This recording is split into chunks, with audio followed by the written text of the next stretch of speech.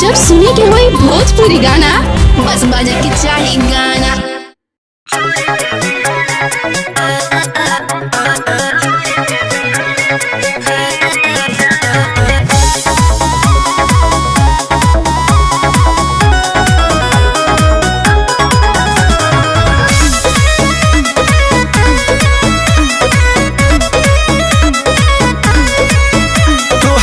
हर के बेड कमजोर बड़ुए मार चढ़ल जवाने हेलर बड़ुए तोहर नहीं हर के बेड कमजोर बड़ुए मार चढ़ल जवाने हेलर बड़ुए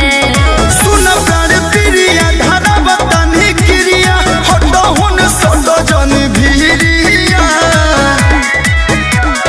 छोड़ी के बिहाने चल जाई बाबा लमुआ का खेल के जाई हजी झीरिया छोड़ी के बिहाने चली जाई बाया राजा जी खेल के जाई हजी झीरिया।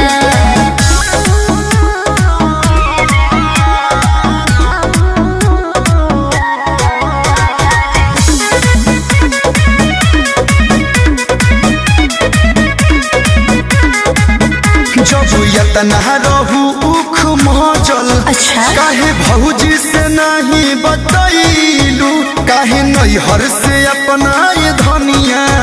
तू तो पहलंग पलाई के ले आइलू सखुआ शीशम के ले आई तू महंगा बा भोगा ये पिया राज भोगा हो ना मौका पे ताज खोजा हो हनु फरक तू सुते द होई जत न लुटे द बुते द न जल दीढ़ी बहरिया हर बुखाव न रे ना छोड़ी के बिहान चल जाई बाबा लमुआ ता खेल के जाई हची झेरिया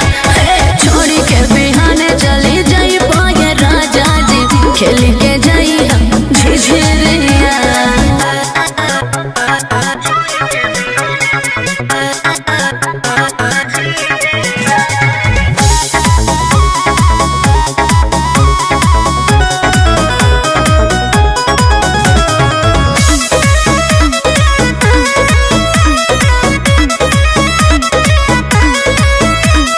दिन में न पेट ताहर भरल तयाज कही से के मनवाया घाई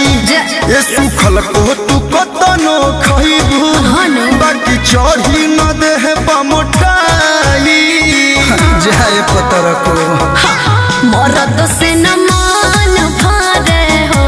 दर्द पसान पारे हो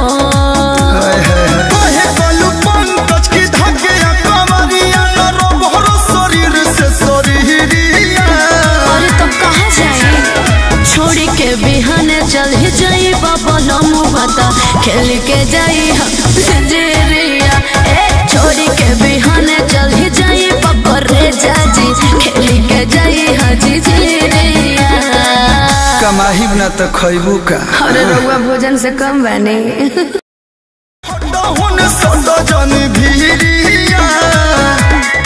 छोड़ी के बिहाने चल जाई बाबा लमुआ ता खेल के जाई हजी झीरिया